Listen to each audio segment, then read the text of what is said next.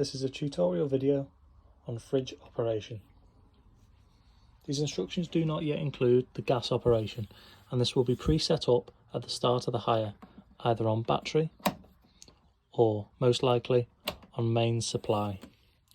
There is a lever at the top of the fridge, which pushing it down, you can then release the door. You then have a freezer at the top, a few drawers and a veg basket down there.